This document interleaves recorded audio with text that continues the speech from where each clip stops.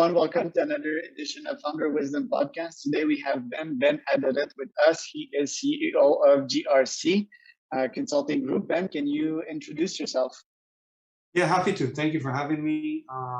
So real quick, my name is Ben-Aderet. I'm 45 years old, married +2. I was born and raised in Israel. Founded my first company, which is GRSee, at the age of 32, a year before my oldest son was born. Been living with the entrepreneurship mindset ever since. I founded a few other companies along the way. Right now I have two security brands under my belt. Both are growing right now, one more rapidly than the other. I forgot to mention that I moved to the US about 3 years ago from Israel to California. And GRSee Consulting is a cybersecurity consulting firm. It's a global firm at the moment. We have customers mostly in the US, Europe and Israel, and we have a team of around 60 employees right now. The other company, Concealing Labs, is a certification body, also in the cybersecurity space, deals mostly with compliance. Need to ask, you seem to be in San Francisco. How are the real estate prices right now, and why did you decide to make the move? So we moved at July 2019, knowing this is probably the most expensive place in the US. It's just that our customer base is mostly startup companies, and it just seems that the Silicon Valley was the best place to be in. Prices are insane, that's true. But I think the business upside is compensating for that. What do you think about the future of San Francisco startups? And can you also make a quick comparison between Tel Aviv startup and tell us about what you think will be the growth rate of Tel Aviv vs San Francisco in a couple of years from now? Well, that's a good question. I'm not sure I'm qualified to answer it. From what I'm seeing right now, there's a big shift from, to answer your first part of the question, there's a big shift in migration, I would say, from the San Francisco Bay Area to other hubs in the country. One of them is Austin, Texas. Austin, and you have other places as well. I think the culture, the startup culture between San Francisco and Tel Aviv, there are many similarities. I really don't know how to compare the two, to be honest. It's just that from what I'm seeing, there's it's like a phased approach. A lot of the startup scene in Israel, they start off in Tel Aviv, and at some point they either migrate completely or they establish a secondary or a primary location here in the Bay Area. But again, having said that, I've been seeing a lot of companies moving to the Austin area right now.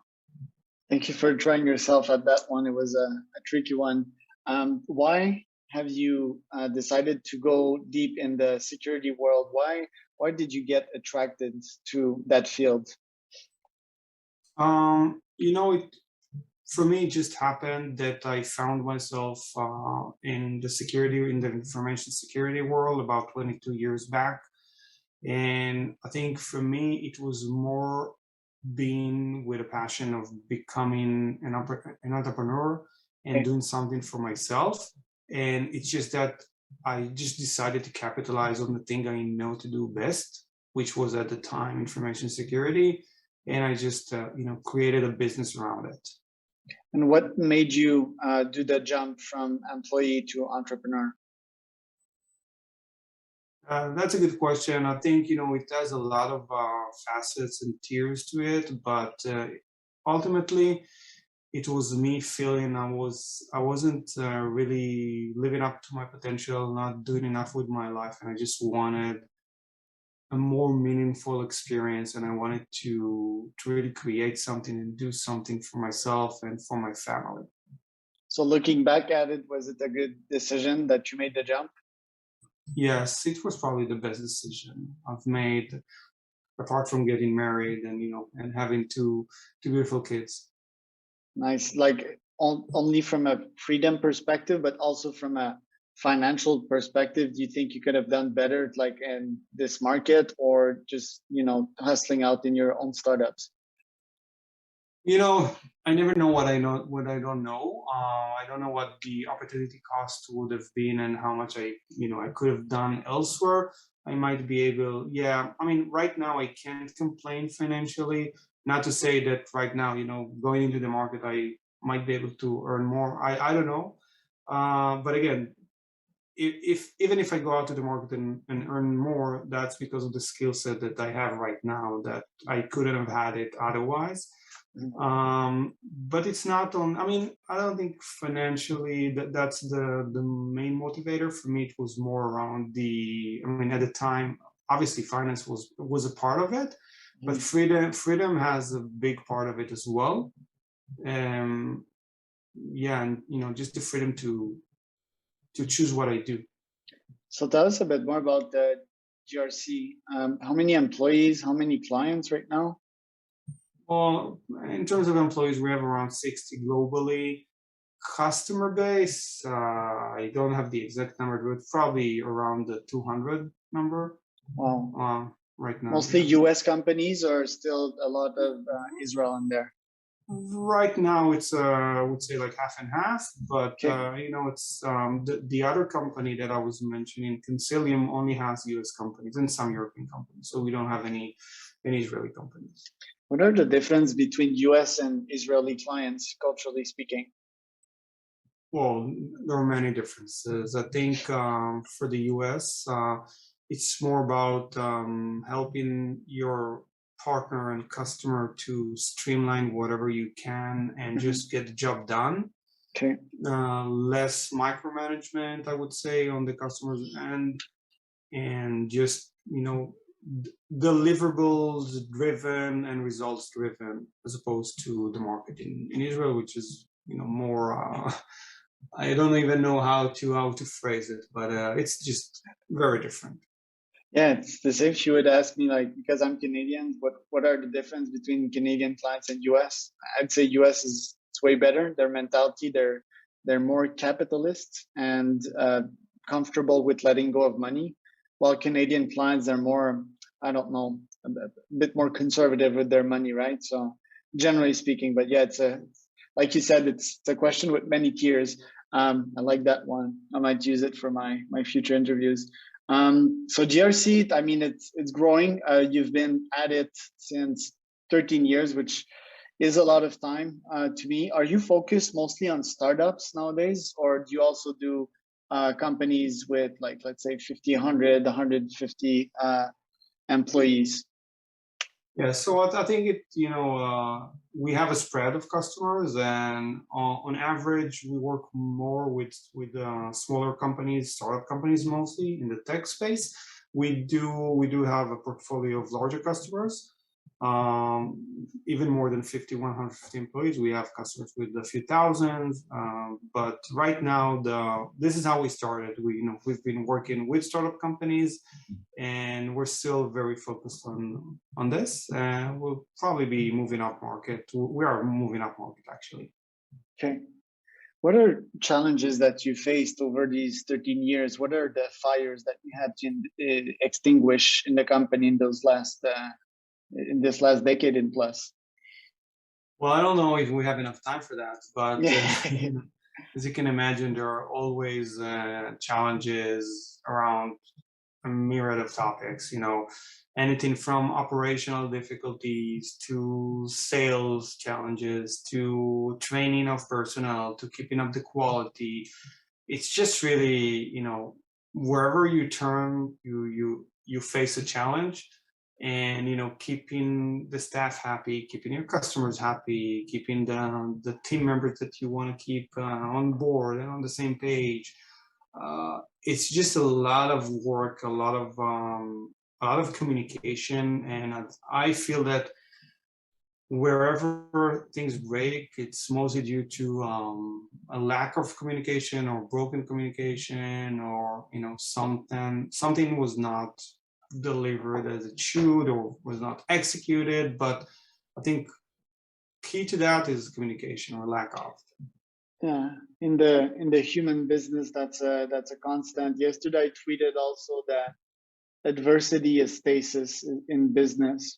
Like there's always something, and I think it builds us entrepreneur to have immense grit, which is a very good and strong reason why I'm in entrepreneurship, not only for money, but how it builds me and builds my character and literally makes me a better human being, better husband, better future father, and better friend, So thank you for sharing that. I'm curious I have two follow-up questions with what you just mentioned.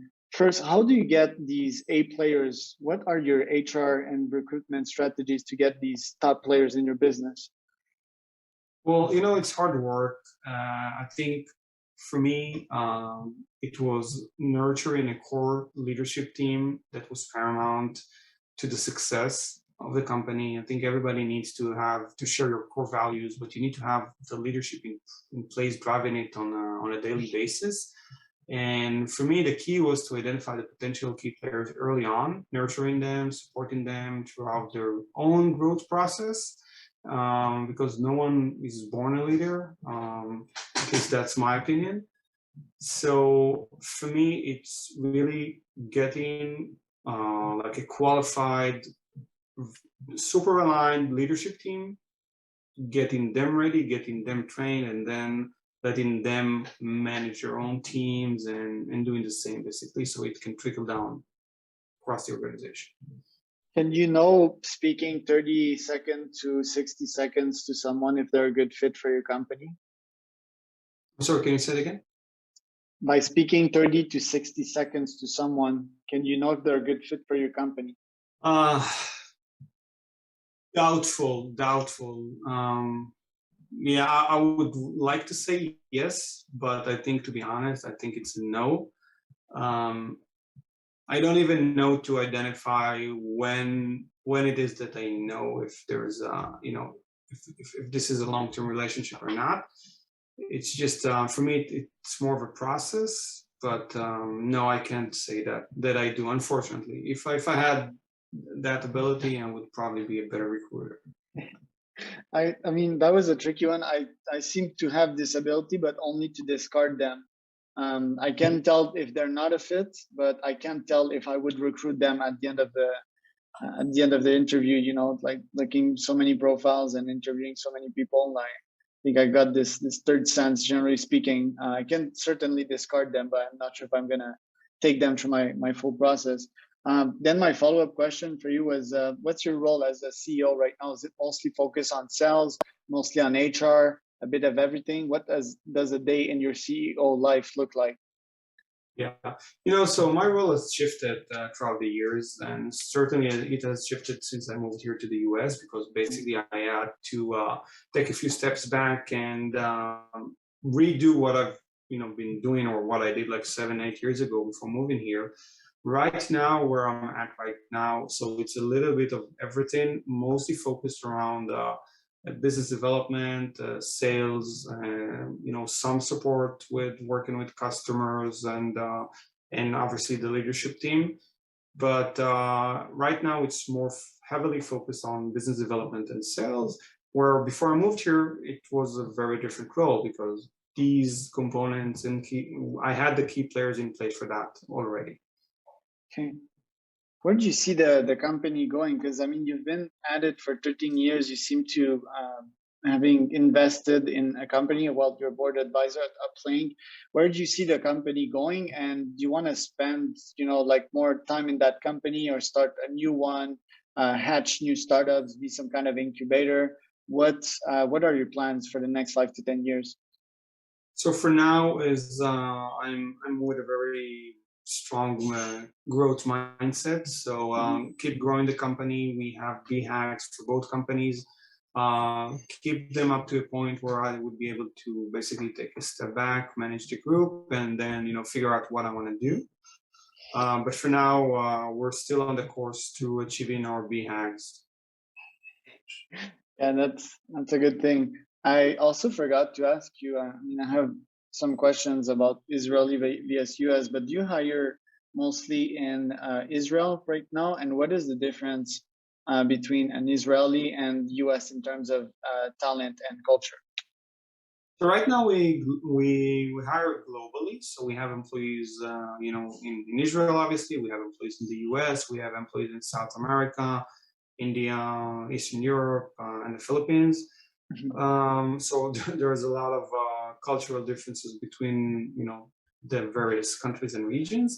To your question, I think one of the main difference between Israeli employees and the U.S. employees is that with Israeli employees, it's sometimes easier to give out not undetermined, but so the tasks that we can provide to an Israeli employee would most likely not need to be as well defined and well coherent as we need to do for a U.S. employee, and they will. And with a higher probability, an average Israeli employee that's qualified for the job will be able to tackle the task. Okay. Whereas with the U.S. employees, again, mostly, and this is just like in broad terms, you need to be much more specific and and the out of the box thinking is not as second nature as it is with a lot of Israelis, I would say. On the other hand, I mean, Israeli employees have a lot of downsides as well. Obviously language is one of them, and the way they communicate with customers, it's a completely different thing and challenge that you need to be able to provide them and train them on. This is not how you talk to a U.S. customer. You need to change the way you approach them, whether it's in a written format or even verbally. Interesting. So more entrepreneurship on the Israeli side, right?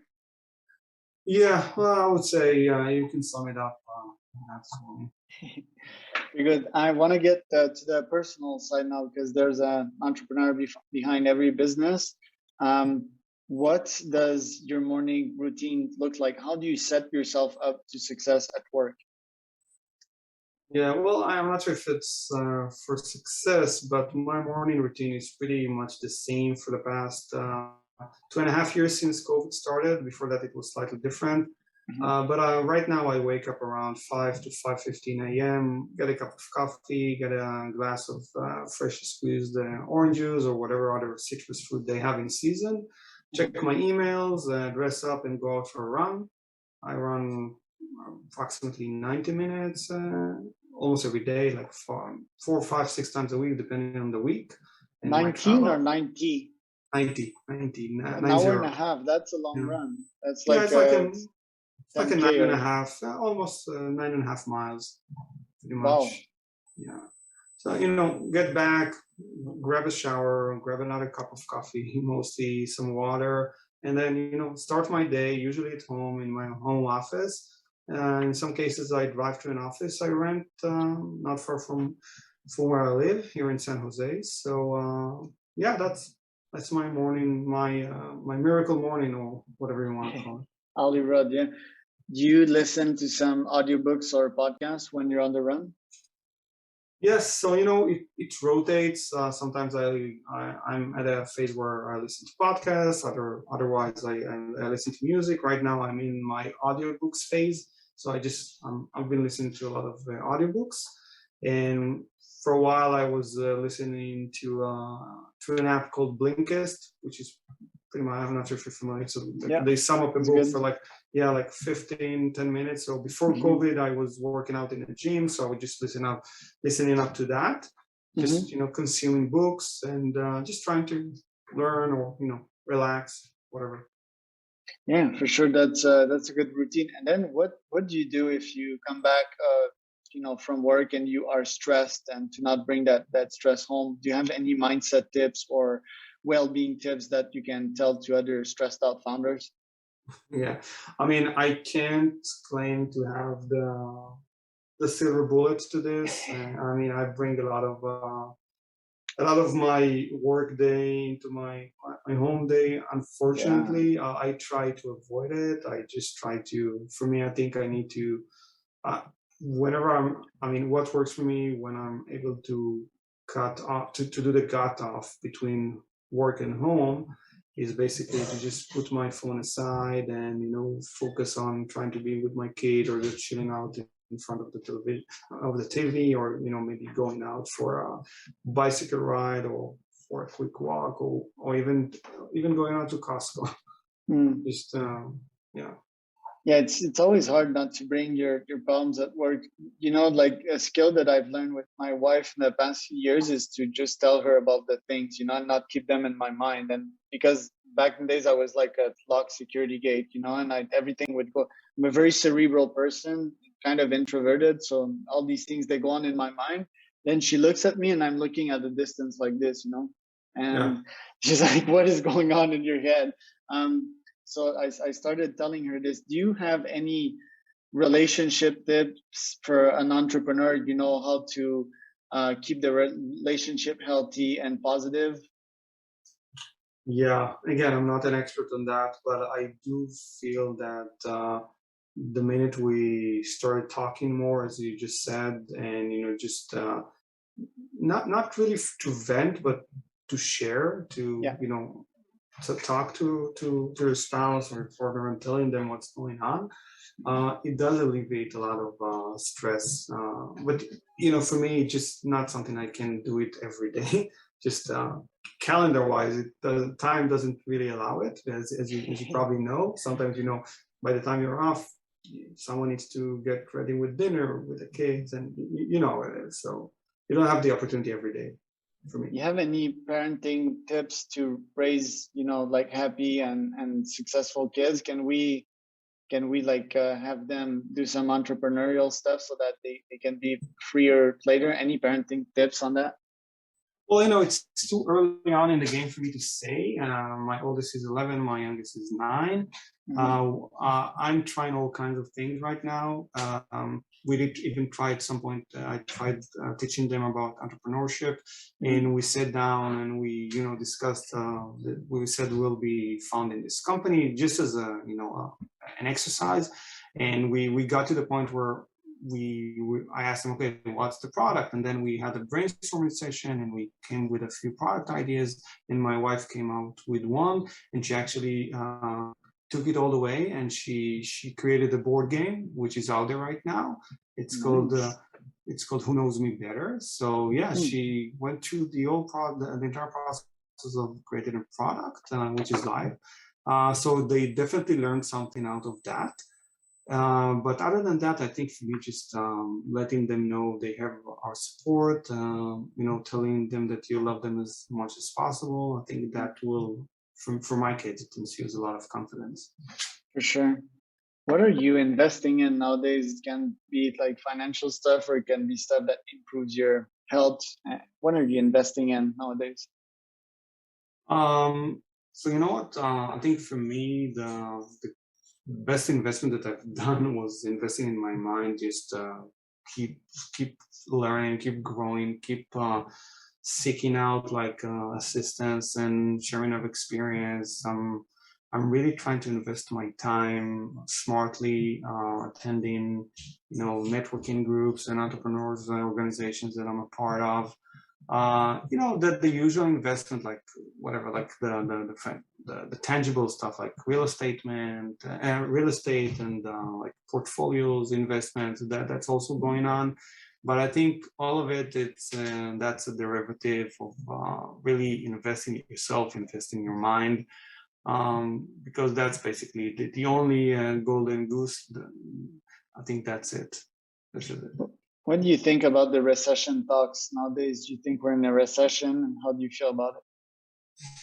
Yeah, I think we're at the beginning of a recession era that will, in my estimation, we'll probably see a dip for like a year and a half. I'm hoping I'm wrong. What do I feel about that? I think that, with every market downturn, there are some opportunities, mostly financial. So, yeah, I mean, we've been through a couple of cycles of recessions already. So if adjustments are needed, we'll do the adjustments. We'll just try to, stay the course, do what's needed. I don't have a crystal ball or clear visibility on how we will act and what we would need to do. It's just that I do feel that for the past year and a half, the market has been blowing, and it was bound to happen, and it just needed a trigger. In this case, the trigger maybe was the war in the Ukraine. I don't know, but it always happens. I mean, it's a cycle. Yeah, I think party's over for people that were partying. I wasn't partying, I'm playing my own game, so it won't really affect me. But yeah, the party's over for, unfortunately, guys. One last question for you, Ben. If you would have one piece of advice for founders out there, what would it be?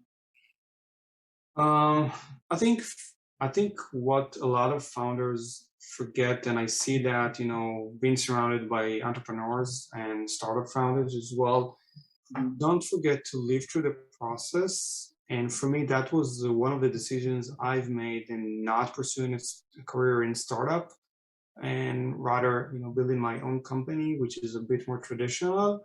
I didn't want to wake up like 10 years into the game, figuring out I missed out on my kids,